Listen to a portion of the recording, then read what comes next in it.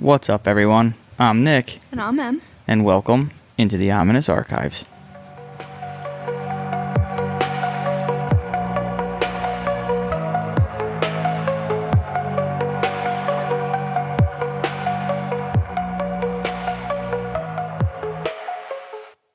Take two. Yeah, take two.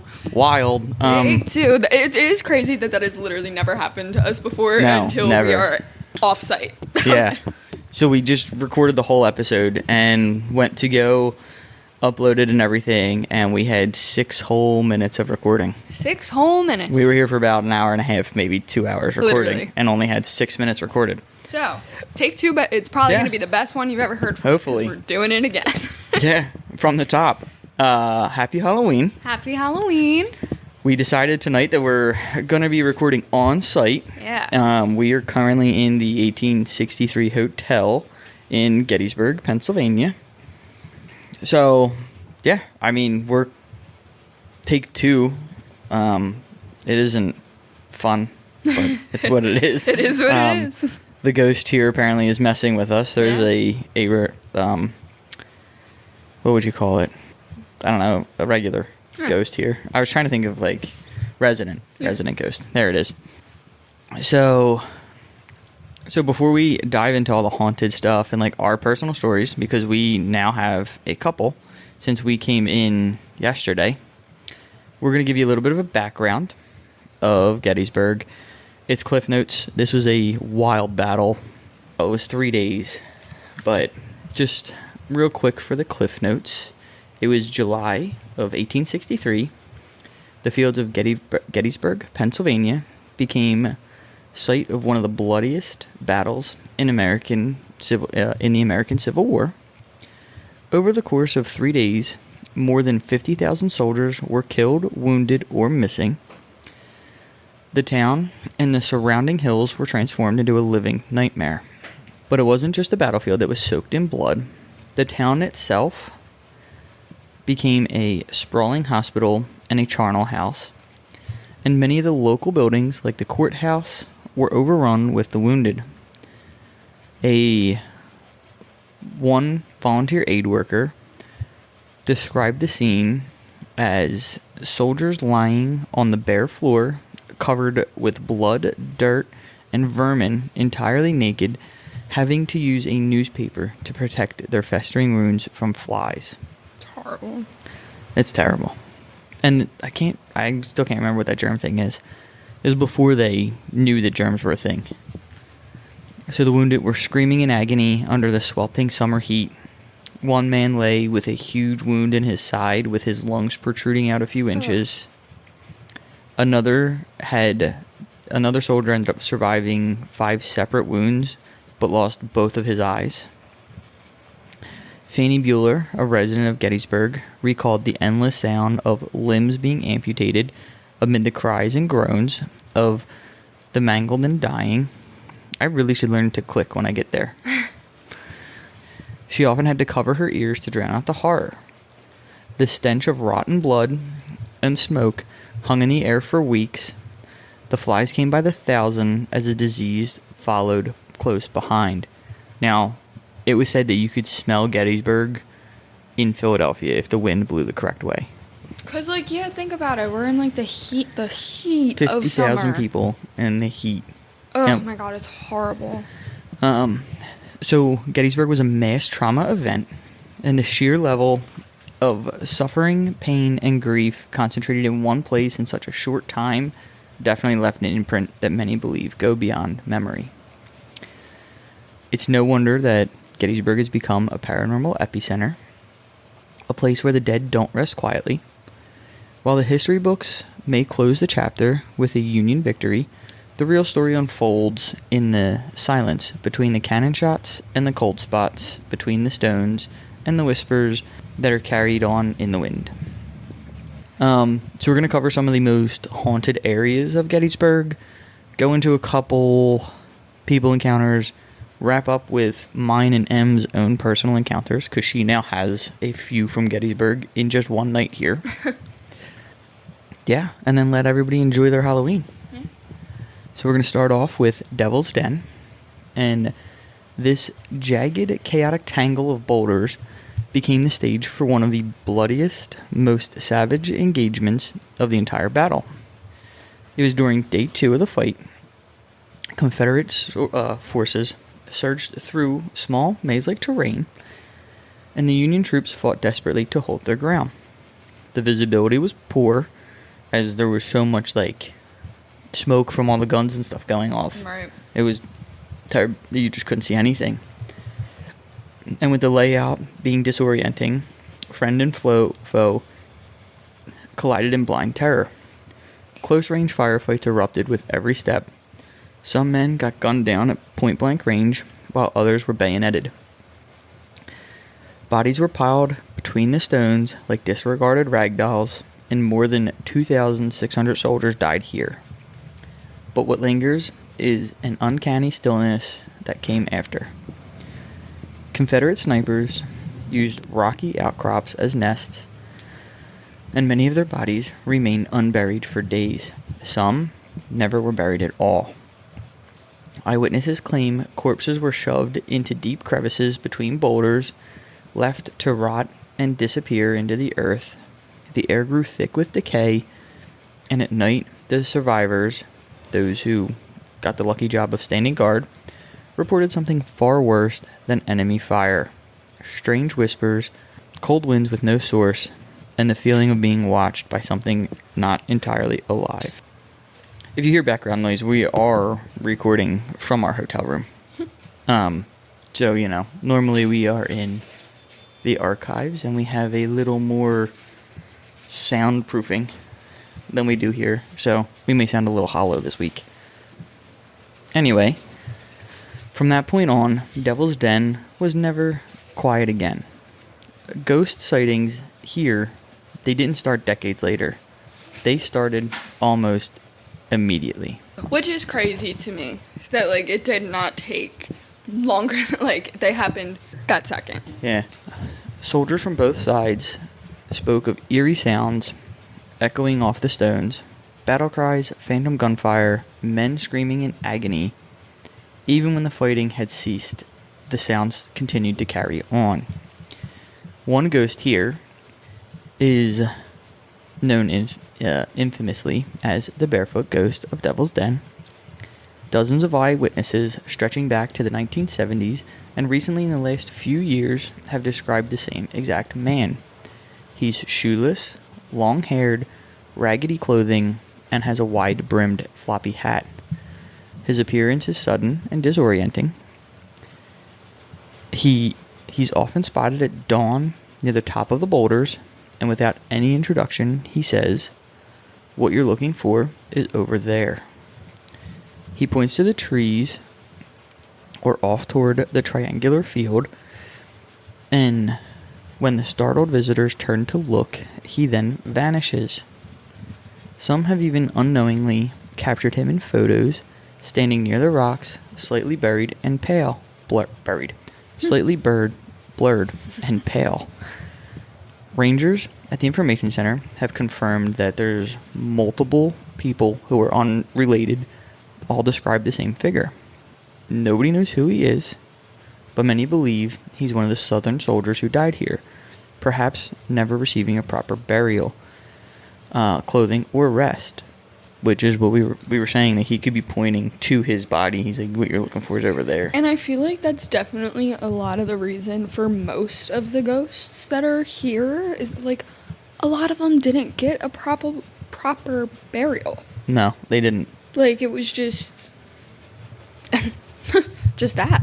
Yeah, exactly. They didn't. They were just like, they're left. not resting peacefully. No. And that's maybe what he's doing. He's trying to get his body found to rest peacefully. Yeah. Many of the Confederate troops, they suffered from supply shortages. Their packages from home often never arrived. Having clean clothes and boots were luxuries that they couldn't afford. So a shoeless, dirty soldier wandering the rocks isn't just plausible. It's horrifyingly accurate. Right. Like, I don't doubt it. Not at all. The next spirit that's tied to Devil's Den is a phantom cavalryman. There are stories of cavalrymen on horseback who charges across the ridge only to disappear mid-gallop. Tourists have recorded unexplained EVPs where men's voices shout over the gunfire that isn't there. Cries of anguish echoing during otherwise quiet sunrise walks. Cameras shut down, batteries drain, and people report cold spots in the height of summer. Even skeptics admit something chilling in those boulders. One Gettysburg writer, Emmanuel Bushman, reported unnatural and supernatural sights and sounds here even before the Civil War. Early settlers and Native American accounts spoke of ghosts, wandering spirits of chiefs, and strange lights among the rocks. The name Devil's Den was already in use before the battle, and a place considered cursed long before the first shot was fired. Now, if you take a short drive from the battlefield, depending upon where you're at on the battlefield, nestled on a quiet street in town, that street's not very quiet. Yeah, I feel like it's a pretty It's pretty busy. pretty popular street. Pretty busy. Maybe it was quiet then. It might have been quiet then. Stands a structure that looks charming, even quaint. It's got brick walls, colonial windows, ivy climbing up the sides, but don't let its appearance fool you. The Farnsworth House Inn is widely regarded as one of the most haunted locations in Gettysburg. Still in operation today as a bed and breakfast, the Farnsworth House was used by the Confederate snipers during the Battle of Gettysburg. They were stationed in the attic and took aim at the Union soldiers moving across nearby Cemetery Hill. Just so happens, Cemetery Hill is just above Jenny Wade's house. On the third day of the battle, Union troops stormed the building. The confrontation inside was brief and bloody, and the snipers were killed where they stood. The inn was later converted into a makeshift hospital. Pretty much every house was a makeshift hospital. In Gettysburg was. As with such many of the buildings in Gettysburg, many of the soldiers died inside its walls. To this day, bullet holes scar the exterior. There's 135 of them. Visible evidence of the building's violent past. Yeah, it's insane. It really is when you walk by and you can It's see all the holes. Knowing all how there. old they are. Yeah. It's believed that at least 16 distinct spirits occupy the inn, each with a different presence, personality, and preferred hunting ground. Guests and staff alike report disembodied breathing, distant grunts, muffled voices, and a strong, sudden scent of cigars in the room, with no smokers. A midweight ghost reportedly moves silently through the upper floors. The spirit of an 8-year-old boy is sometimes seen peeking from corners or heard laughing faintly behind closed doors. And then you have the music. In the dead of night, from the empty attic above, the eerie twang of a jaw harp. Sorry, my so Philadelphian funny? showed. You said John the first time too, and I didn't Did correct I? you. Yep. Well, I just said it again. And I corrected myself. A jaw harp floats down the stairs. No one's up there, but the tune is distinct, simple, repetitive, and old. The sound, many believe, belonged to a Confederate soldier who once stood guard in the very attic. If I have to say anything, I don't think he did a good job. Yeah. Of all of the rooms, none are more infamous than the Sarah Black Room, named after a member of the family who formerly owned it. The window of the room, visible from the street, has been photographed dozens of times. Witnesses notice a pale figure peering through the glass, even when the room is completely empty. Guests brave enough to sleep there have reported the sounds of sobbing, the feeling of cold hands touching their face in the dark, and in some cases, a crushing pressure on the chest, like someone is sitting on them while they sleep. Guests have also reported feeling a presence watching them from the corner or hearing a woman singing a lullaby. Some visitors have fled the room before sunrise, leaving all of their belongings behind. Then we have one of the inn's more volatile spirits, the spirit of a former cook who is often described as elderly dressed in period clothing and unmistakably bad-tempered. Staff says she tugs on apron strings, knocks objects off shelves, and has even pushed employees with displease. She's not shy about making her presence known. Some call her malicious. Others say she's just trying to keep her kitchen in order. But whatever it is, she lets you know that she's still around. She just doesn't want anybody in her kitchen. Nope, she wants to run her way. Mm-hmm. She's the boss. So since it's Halloween, we're going to talk about one of the more fascinating incidents that happened at the Farnsworth House Inn on a more modern Halloween night. It was the evening a local radio station was scheduled to do a live broadcast from the inn. The crew arrived casually dressed, but unintentionally wore matching blue jeans and blue shirts. It was a striking resemblance to the uniforms worn by the Union soldiers during the Civil War. While testing equipment, one of the members picked up the phone to call back to the station to check their feed. On the other end, there was a technician coincidentally named Captain. The crew member greeted him by saying, "Hey Captain, how's our signal?" But that one word would appear to set off a chain reaction that no one could have expected. Also on site that night was a psychic medium who immediately sensed a spike in the spiritual activity. She reported that the soldier spirits inside the inn were suddenly in a frenzy. Whispers, movements, and unrest swept through the rooms. According to her, the ghosts of the Confederate snipers who once used the house as a perch had overheard the word captain and had seen the blue clothing. To them, it wasn't a Halloween broadcast. It was a Union reconnaissance team, and they believed they had been discovered. And worse, they suspected a spy was among them. The psychic tried desperately to explain and plead with the spirits that the war was over and they were safe, but her words never landed. The soldiers were too agitated, convinced that they had to protect their position.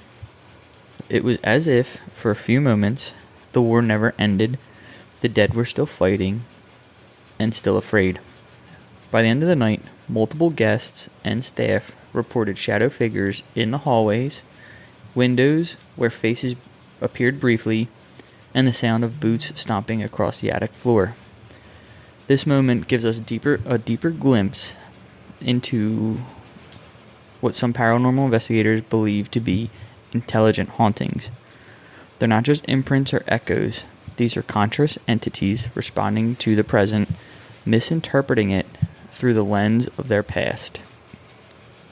It's one thing to feel cold spot in the air, but it's another thing entirely to be mistaken for an enemy.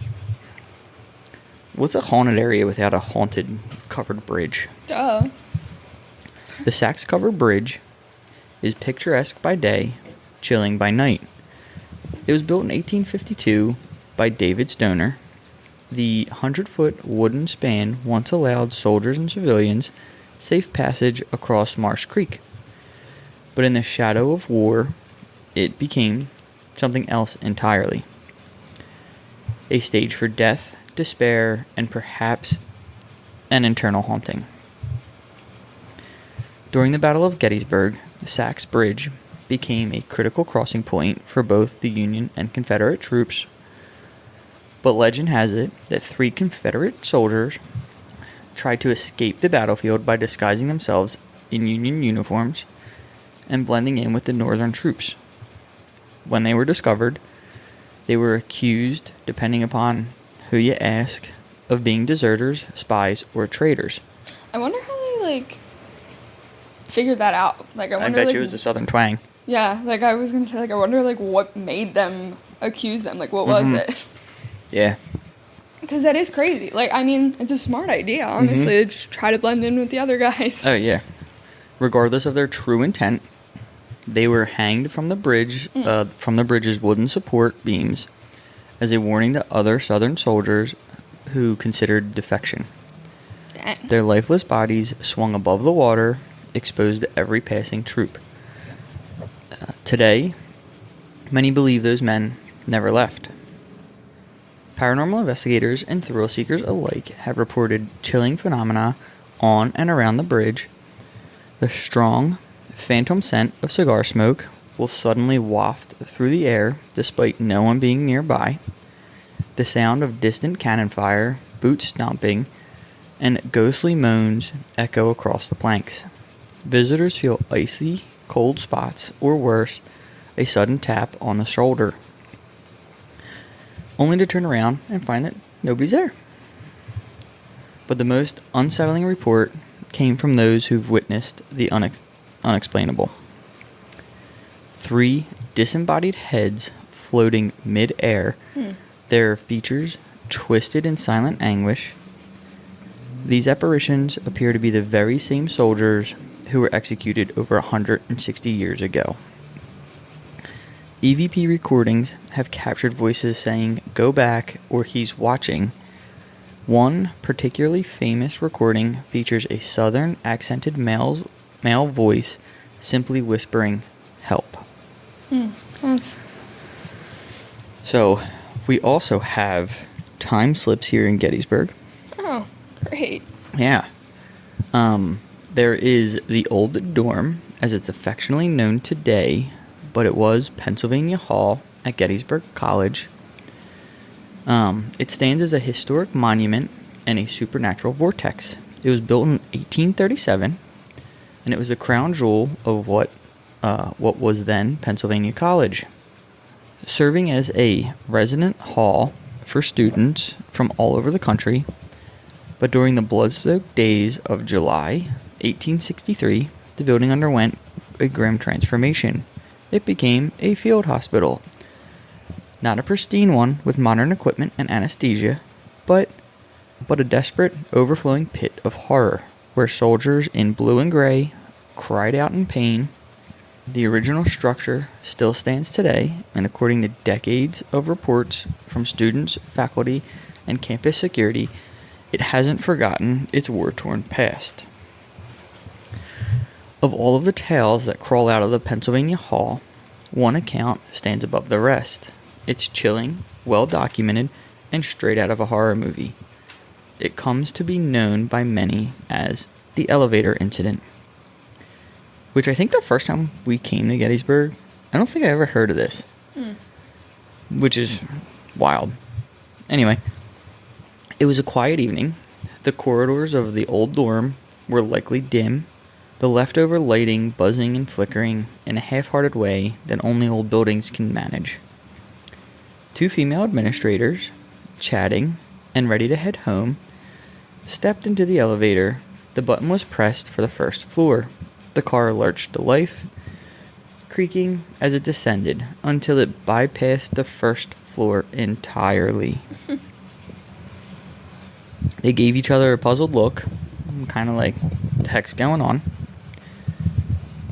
And one woman tapped the button again, and nothing. The elevator came to a full stop in the basement. Now, basements in old college buildings are creepy on their best days, and this was no exception. It was used mostly for Mostly. It was used mostly for storage. It was filled with old filing cabinets, dusty papers, maybe a few forgotten relics from the past, from when it housed students. But what greeted them when those doors slid open was something else entirely. They didn't see dust or cabinets. They saw a glimpse into hell. Blood pooled across the floor. Civil War soldiers, some barely clinging to life, others who were clearly gone, were sprawled across the basement in twisted agony. Limbs dangled, men screamed, the walls were soaked in gore. A team of tired, soot-faced doctors sawed limbs with grim focus, each amputation more brutal than the last one. One orderly walked by, carrying an armful of discarded limbs, leaving a trail of red behind him. The 2 women froze. It was a full-blown battlefield hospital, but not a recreation. It was happening. And then one of the orderlies looked up. His eyes met theirs. With hollow, desperate sadness, he walked toward the elevator. His hand reached out, and just as it crossed the threshold, ding!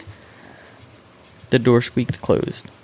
The women shrieked, Pressing the buttons frantically, the car jolted again, and it took them up to the first floor. When the doors opened, the basement, all its horrors, had vanished.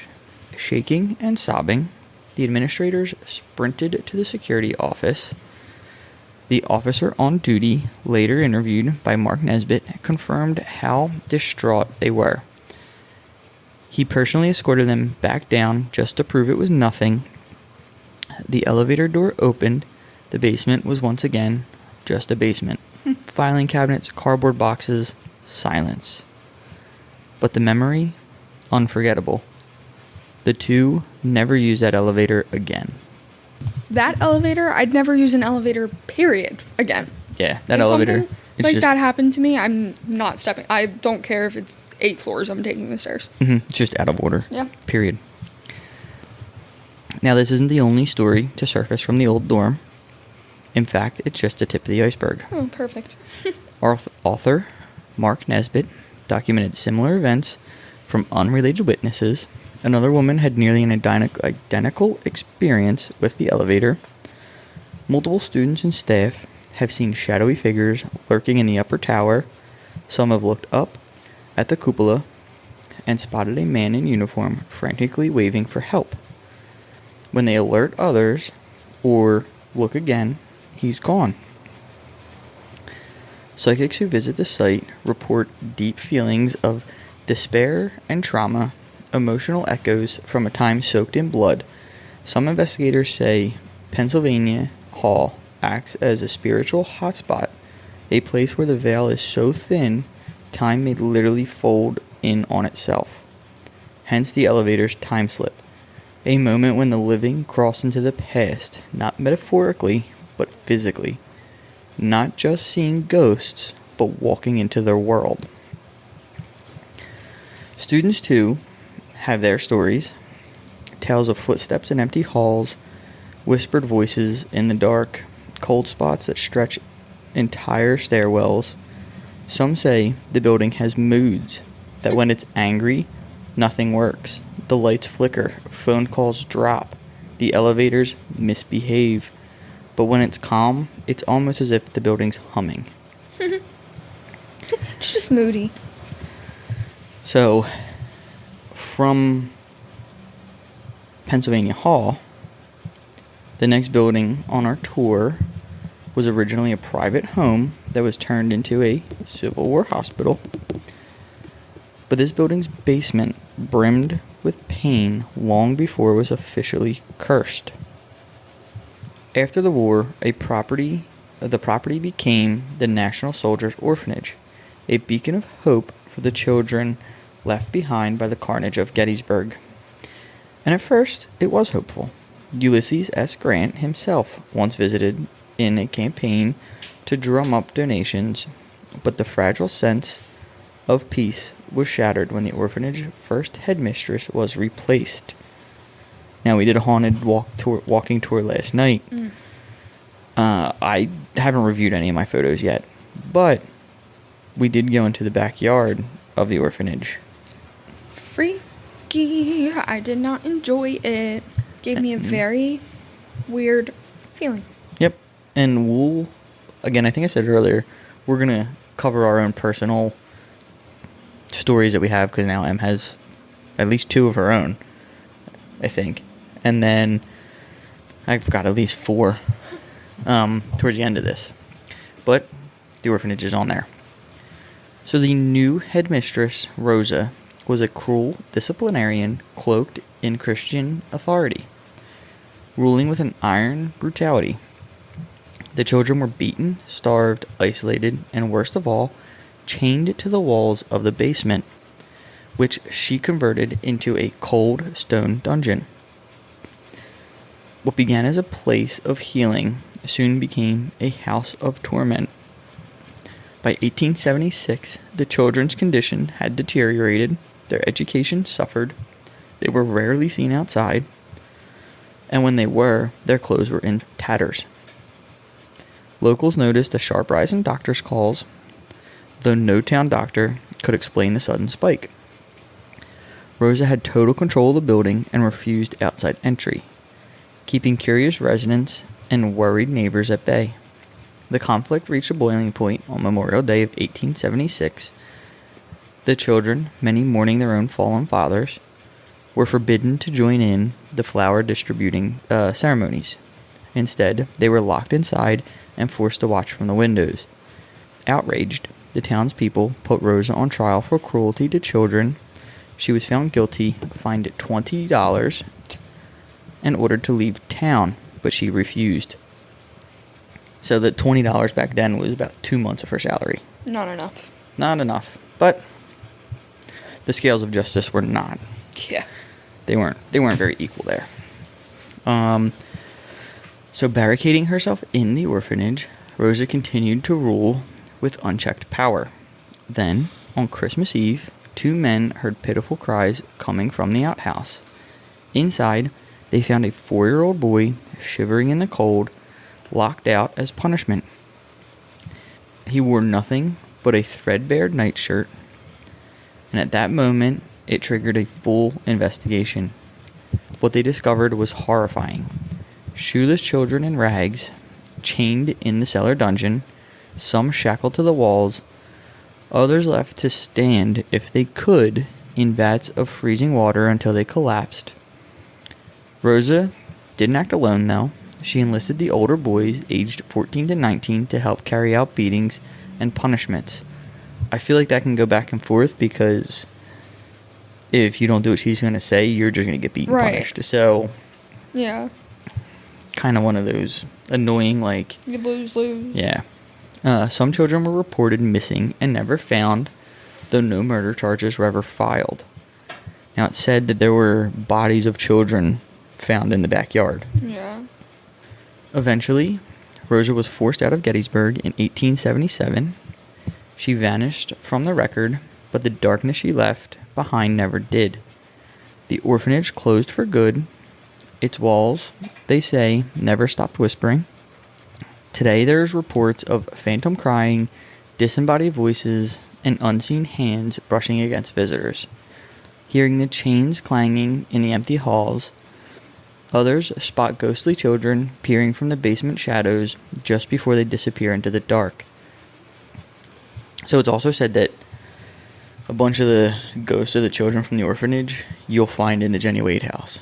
Because they used to, when they were allowed outside, they'd run over there to go and play. So, it's something I got for that. Yeah. So now we're going to be talking about Cemetery Hill, where over 3,500 Union dead were interred between autumn of 1863 and the spring of 1864. Today, more than 4,000 bodies rest beneath the soil, making it one of the most spiritually charged areas in all of Gettysburg. Decades later, roadwork disturbed not only the bones of the fallen, but many believe it's something else. Paranormal investigators consider this a major hotspot.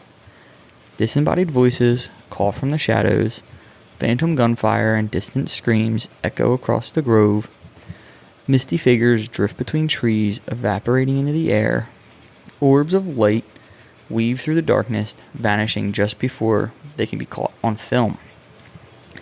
One of the most chilling tales is that of a young girl who is believed to be a post-war suicide victim who was driven mad by the chaos she witnessed, or perhaps the trauma of what she lost. She now wanders endlessly between the trees, and witnesses describe her pale figure gliding silently just out of reach. Some of the more forceful energy in the area is said to concentrate at the inn at Cemetery Hill, where guests report apparitions following them through the halls, rattling doorknobs, and knocking on the walls in the middle of the night. One visitor even claimed to awaken to the sight to half of an apparition of a Confederate soldier's torso and head, standing at the foot of his bed gasping for air. Kind of be wild if it was just the lower half. Literally. Would you even see it? True. There's just the lower half of a ghost standing at the bottom of my bed. How'd you know? I don't, but I'm just assuming it was there. Whether in the inn or in the grove, the atmosphere clings like fog, heavy, sorrowful, and deeply unsettled. So, we're going to kind of cross the street to the Dobbin House. This is a charming colonial restaurant. The house is a resident. It is a charming colonial restaurant offering elegant, candlelit dining and Revolutionary War era ambiance. But beneath the warm lighting and the antique decor lies a far darker history. Today, the Dobbin House operates as one of Gettysburg's most popular dining spots, but both staff and guests report encounters with the unexplained. Whispers in empty rooms, cold drafts with no source, objects moving on their own, and the second floor, once part of the original family's private quarters, is especially active. One of the most frequently seen apparitions is a woman dressed in a flowing blue gown. She's often spotted drifting through the upstairs rooms or standing quietly by the windows. Some believe she was once a Civil War nurse tending to the wounded, or perhaps a grieving mother forever searching for a lost child. Witnesses describe her as peaceful but filled with sorrow. Then you have the phantom children, where laughter echoes down empty staircases, tiny footsteps race across wooden floors. These sounds and the occasional sighting of spectral children are reported regularly, thought to be the remnants of the building's early years as a schoolhouse, or perhaps the Dobbin family's own children. These playful spirits are often sensed in the attic and the dining rooms. Staff even claim to hear marbles rolling or feel tugs on their clothing when no one is nearby. Another lingering presence is believed to be that of a Union soldier mortally wounded and cared for here when the house was converted into a Civil War field hospital. He's seen stumbling near the basement stairs, moaning softly in pain.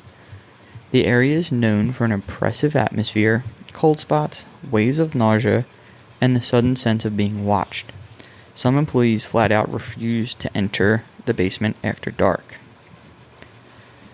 Now, beyond the ghosts, the Dobbin House has a mischievous side. Candles extinguish on their own. Dishes tumble from secure shelves. Doors swing open when slammed shut without warning. Staff report hearing their names whispered in empty rooms or feeling phantom touches on their shoulders.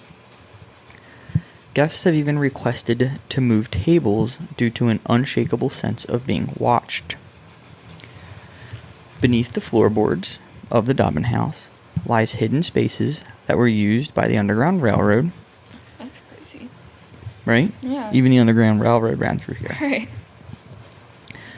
Though they once offered hope to escaping enslaved people, some believe not all made it out alive. Reports of mysterious bloodstains that vanish by morning have added to the legend, and others claim to smell cigar smoke, said to be the lingering presence of Alexander Dobbin himself. Now, this next building was once a dairy farm that was turned into a field hospital. The Hoffman Mansion is a maelstrom of activity where doors slam on their own, shadows dart through the attic, the ghost of the Hoffman daughter who hanged herself after a heartbreak still drifts silently upstairs. But the darkest figure is said to be a doctor who once ran the hospital. A black shape appears in the corners before misfortune strikes. Visitors often report whispers, cold touches, and oppressive feelings of being observed. On to the next building, which is now home to a photography business. This unassuming building once held the lifeless body of Union General John F. Reynolds. I always want to say John F. Kennedy. Yeah. Every time I get to John that. F. And it's just the most. It just wants to come out. His blood soaked the floorboards and the stains that are said to reappear without warning. The ghost of his fiancée, Catherine Hewitt, is believed to mourn within its walls. A mischievous ghost, only known as the Liar, plays tricks on visitors, and doors also creak, items vanish, and the chilling whispers still float through the halls. Many of these homes in Gettysburg are owned by the National Park Service. The spirits inside still make their presence known. In the George Wilker house, the second floor door won't stay shut. Even after the National Park Services have now it closed, it will still open. And footsteps echo from the attic where no one lives. We have the Hummelberg house, which is where Confederate General William Barksdale died slowly, crying out for water. His ghost is still heard begging, and on the anniversary of his death, the mournful howls of his loyal hunting dog echoes across the field. Don't tell me that. That's sad. Apparently the story on that too is like his wife or fiance came to get his body to like claim him. Yeah. And she brought the dog, and the dog wouldn't leave where like his grave was. Stop. Yeah. I didn't need that. Yep. Well, now you have it. Thanks. I just threw it over to you. Like, ow. We have the Rose Farm, which was used as a hospital and mass burial ground. According to the local doctor named Dr. J.W.C. O'Neill, and reported by Mark Nesbitt, one of the daughters on the Rose Farm went insane during exhumations, having lived through both the battle and its aftermath. She claimed to see blood flowing from the very walls. Years later, workers witnessed glowing apparitions while digging near the soldiers' graves. They say the spirits were disturbed, and now they roam freely. So, they are some of the local haunted houses or places where you can go and see ghosts. Now we've got some Reddit posts of people who've had experiences here, and then we'll wrap up with our experiences as long as the device wants to keep working. As of right now, we're still going. So, some of these stories have been lightly edited for clarity and for the flow, but the words and the experiences are those of the original witness. So, we've got our first story from F19, a Ghost Rider on Reddit. And it goes, I saw a Confederate ghost at Gettysburg myself several years ago, but not along the road. I was at the... Where were we? We were somewhere. I was at the viewing area on Little Round Top, looking down towards Devil's Den. I could see a few tourists on one of the paths when I suddenly spotted what was clearly a Civil War soldier, rifle musket in hand, clambering up to where the tourists were standing. He ran forward a few feet, then collapsed and vanished.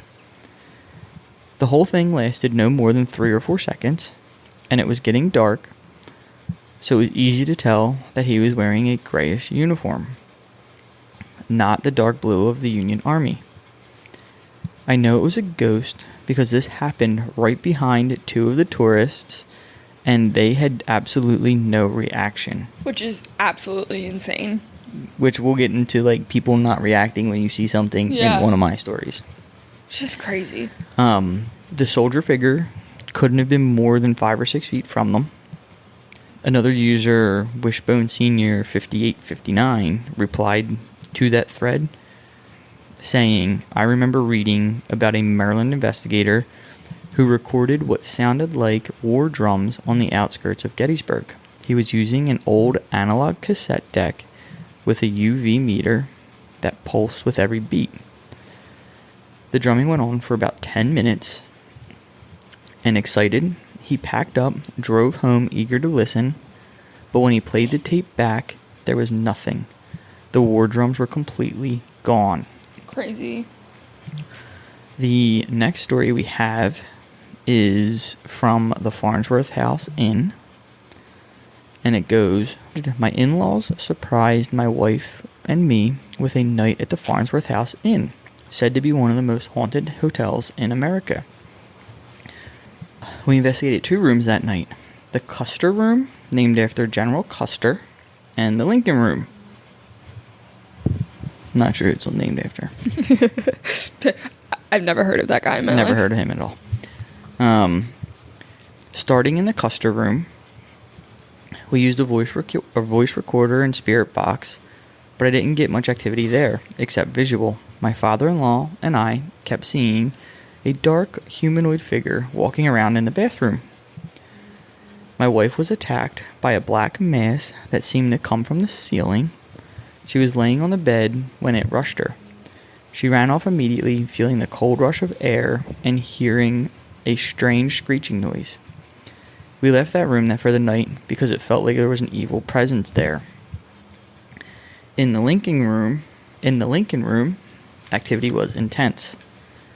The room is famous for a spirit cat, which we'll mention later.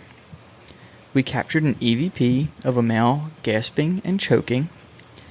We communicated with a spirit named Jeremy, a 6 to 7-year-old boy killed during the Civil War, known for playing tricks and untying shoes. My wife's shoes, which were double knotted, ended up with one shoe untied twice. My shoes always untie themselves. Constantly. Nick doesn't need a ghost for his shoes to be untied. I don't need a ghost. You guys can tie my shoes. Don't untie them. Right. They'd have better luck tying them. Yeah. I sat in an exact replica of the chair Abraham Lincoln died in when I heard a screeching sound fly past my head. So close, it felt almost inside my head. While my wife reviewed the voice recorder, an EMF reader was resting on her chest, shot from 0 to 20 mg. Not really sure what that means. She said it felt like there was a heavy animal sitting on her chest, and this lasted about several minutes. Then, the activity went wild.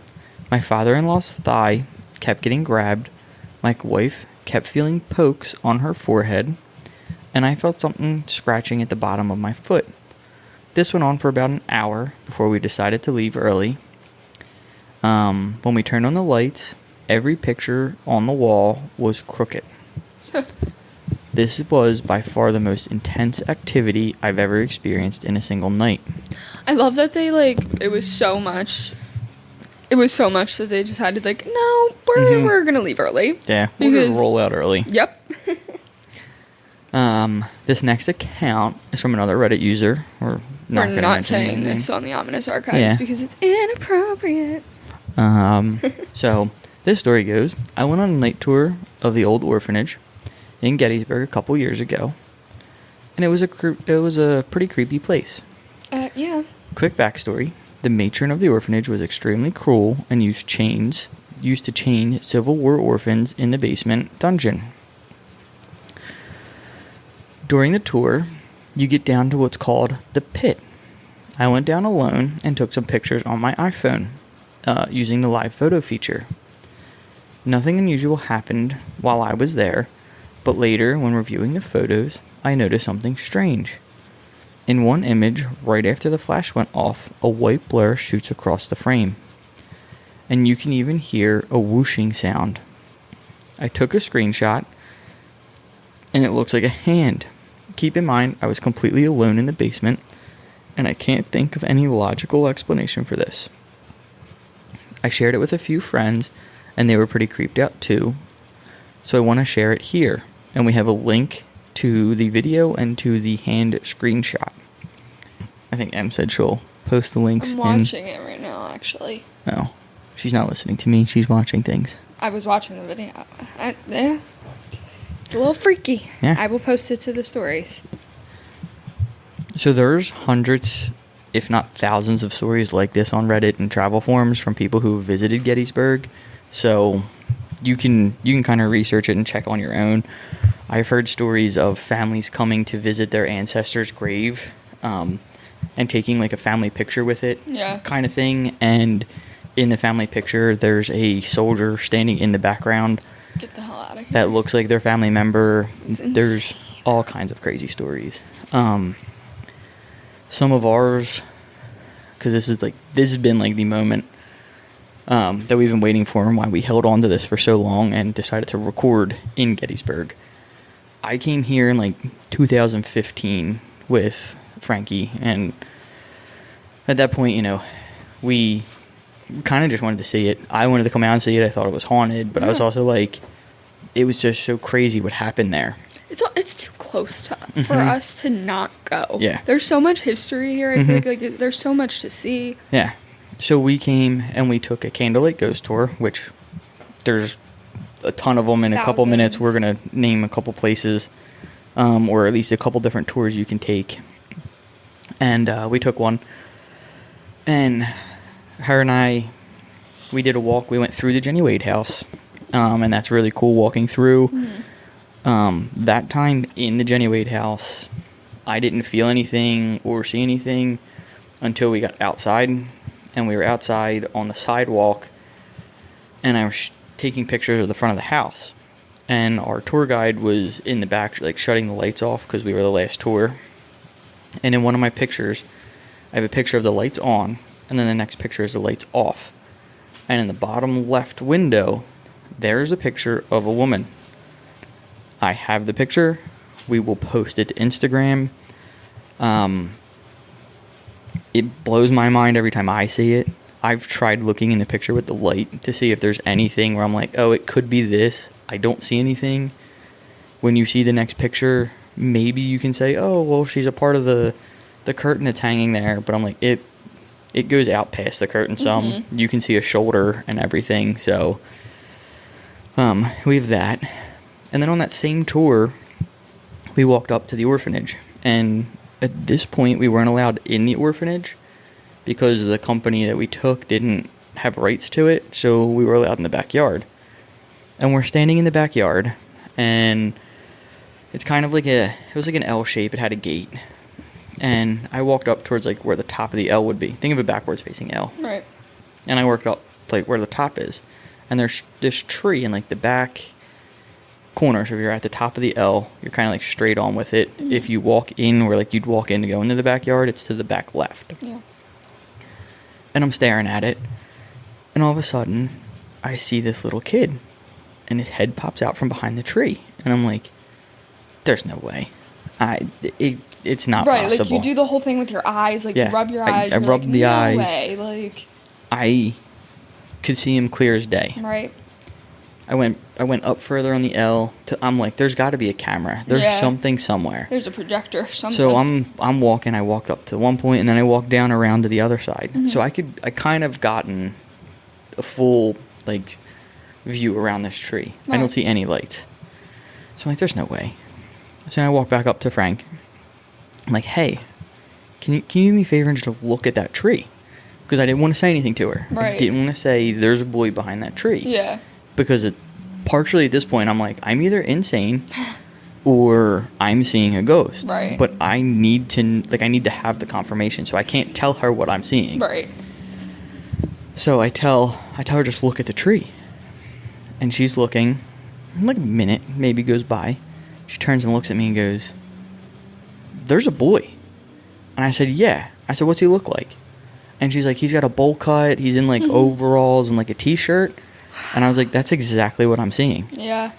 And it was crazy. So what makes this story even crazier, I made sure not to tell her what I saw. Right. She saw exactly what I saw. Nobody else on that tour reacted. There were people all around us. Yeah, nobody else. All around us. And nobody did nothing. Nobody freaked out. Nobody pointed at the tree. Nothing. Yeah. Just us two. Whew. So they're my two, like, deep stories. Yeah, no, that's crazy. I know Frankie, when we go to the orphanage, the next time we came, we toured the orphanage inside. Yeah. And I know the vibes were just off. She Yeah, was just like, said, nope. Yeah, she said that she was like, absolutely no part of it. Yeah, I walked into the pit, they called it, but it's more of like a hollowed out wall. Right. Where she kept the kids, and it was small. The chains were on the wall. Even I was just in the backyard and, like, could just feel, like, there's a difference of when you're, like, standing in the backyard than when you're standing out front of it. Yep. Or, like, even when you're, like, standing in the back, like, where the cemetery is, because there's, like, a cemetery back kind of, like, a bit farther. Yeah, the east cemetery. Even there, I'm like, okay, yeah, like, this is creepy. Like, it's dark and it's a cemetery, but nothing like the feeling that I felt when we were standing in that backyard. So, we arrived yesterday, and And I don't know if I said this already, but we're staying at the 1863 Inn. It's kind of in town. It's like a 10-minute walk from like the roundabout in Gettysburg. And we're right next to the Jenny Wade house. Yeah. So we get here. It's 1:30, 2 o'clock in the afternoon. And we're bringing our stuff up to the rooms. And we're 4th floor, so we can kind of overlook everything on the front side of the building. And we hit the elevator floor for 4. And all of a sudden, we're like going up in this elevator. I've already taken the elevator once, and it was fine. Right. We're like bouncing going up in this elevator. Yeah, like it's like bouncing up and down. And then when we got to our floor, the door took like an oddly long time opening. Like, suspicious amount of time to open. So we're all thinking it's kind of crazy, like, wow, this is nuts. We know nothing. But at this point, we don't know anything. We unload everything, go downstairs because we're going to grab something to eat, and now that elevator is out of order. And it's still on the same floor. I'm pretty sure the door was still open. Yeah. So it's like the door never reclosed when we got out of it. We end up taking this ghost tour last night, and we stop out front of the inn. No. First stop is where if we literally start the tour, we walk, and he puts his little candlelight down right out front of our hotel. And I said, okay, great. What are you about to tell me? So he goes on about telling of a story of a spirit here whose name is George. I've read that he is a old, I don't want to say janitor, but he's an old housekeeper. He said last night that they say George is a child from the orphanage. Regardless, his name is George. And things he likes to do to visitors is lock them in the elevators. First thing he says is he likes to mess with the elevators. And we all literally look at each other like, oh my goodness, like, that's insane. Yep. He's also apparently said to turn the sink water on you out of nowhere. Flush toilets. And if you're in the shower, he likes to turn the shower water off on you. Yes. Also, we'll rummage through your luggage. Like, if you leave and come back and something's, like, not where you left it, it's just George. Yep. And then we continued on with the tour. We haven't reviewed any of our photos yet. If we catch anything, we'll put them on Instagram. But last night when I was sleeping, so we normally with the baby, she does not like to sleep anywhere besides our home. So she actually went down. She was fine. Right. So we're sleeping, and it has to be, I don't know. I guess it's 3. It's got to be 3 a.m. Yeah, because my aunt aunt it was about 3. Said it was about 3, and she heard what I heard. And I woke up, and I literally just hear cannon fire. Yep. And you can hear the difference between, like, I'll say, like, a car backfire and a cannon. Especially with you, because you know how a car sounds. Yeah. Like, you know what a car sounds like. And it was just, like, the gaps between everything was too. It was literally like think of a cannon fire. It would go off, and then it was quiet for a second. Yep. And then it would go off again. But, like, I feel like car backfire is kind of like a bang, bang. Yeah. Like, real loud. This was kind of like, it was almost like underneath everything. Yeah. You could hear it. And I heard it for a good couple minutes. And then my aunt this morning, we were talking about it, and she said, she was like, I thought it was a car backfiring. Yeah, also, my mom, as a car, rudely drives past very loudly. But also, my mom did not go on the ghost tour with us. Now, I come back after the ghost tour, and we're just talking, like, about, like, the day, whatever. And earlier in the day, we had gone to lunch, and we come out of lunch, and my mom says to me, I really, like, smelled mint. Like, I don't know why. Like, it was so weird. Like, I just kept smelling peppermint.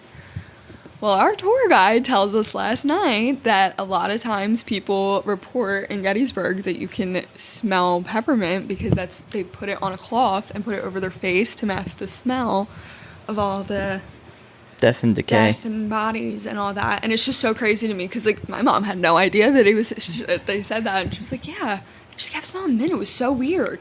So, pretty much regardless, this Gettysburg is not only is there a lot that's happened here, but it is definitely haunted. There are spirits, there's ghosts. Not a doubt in my mind.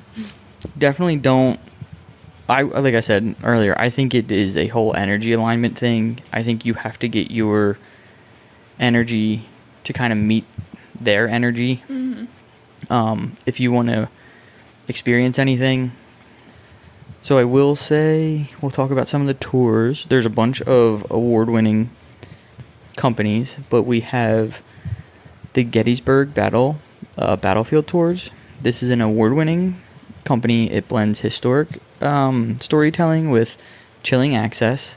They're the only tour in Gettysburg that lets you enter the two famously haunted buildings of the Jenny Wade House and the orphanage. They also offer a Ghostly Encounters tour, a Haunted Bus tour, and a midnight tour with Black Lantern Paranormal. We have their websites, so we can also post them I will. on Instagram and stuff like that, or in our little description. So you guys, if you come, you can click on them and find them. There's U.S. Ghost Adventures, Civil War Ghosts. It's known for its variety and energy. This company offers several different themed ghost tours. There's the Civil War Ghosts of Gettysburg tour, the Unlimited Dead tour, the Booze and Booze Haunted Pub Crawl. I really like that. That's a good one. The Jenny Wade Birthplace Ghost Hunt and Historic Wentley House tour. We'll also have their website. And then there's the After Dark Investigations. This isn't just a walk with stories. This is active paranormal investigations. You're given an EMF detector, dowsing rods, spirit boxes, and thermal imaging tools. That's sick. Guests have recorded widespread responses like still fighting and experienced sudden battery drains or EMF spikes in calm areas. Triangular Field, Triangular Field, part of the tour route, is one of the most paranormally active locations in town. Some guys refuse to enter it at all after sunset. That would be me. I'd be like, actually, we're not doing this part if it's not bright outside. And then we have shadow figures and phantom footsteps, and direct replies through spirit boxes are also commonly reported. If you are headed out on a Gettysburg ghost tour or just exploring the battlefields on your own, they're a national park, so they're open dawn till dusk. You will get in trouble if you were found there after those hours. You do not just to let you know. But always make sure your phone battery is charged, because the cell phone drains are real. Yeah. Like I said, an open mind, try to align your energy with kind of what happened here. And in case you really have a knack for, things clinging to you or whatever, maybe bring some sage and salt. Just in case. So that is it. That's Gettysburg for you guys. Gettysburg. Coming out on this Halloween night. Yes. So fitting. Yeah. We had to do our big one on Halloween. Yep. We got here. We're in Gettysburg. We're going to take all today. Honestly, we might have some more updates after today. Yeah. Honestly. So keep a lookout on Instagram and everything. We'll be posting. So I guess let's close it out, We want to thank you guys for listening. As always, please rate, review, tell a friend to tell a friend. Email us. We will contact you back. Mm-hmm. We try to do our best in getting in touch with everybody. But with all that being said, we're going to go explore the battlefields. We also have to thank Sam, who always does such good work, and have to give her credit for writing the episodes. Yeah, this is a really she good organizes everything for us, except for our personal experiences. Yeah, that was us. Go check her out at her own blog, Scare Me Sam, and she has her own podcast, Scare Me Sam. If you need to go check out a new horror book or thriller book, she's your gal. Now, with all that being said, we'd like to thank you again for joining us. I guess keeping it simple. Until next time, stay weird and stay haunted. See ya. See ya.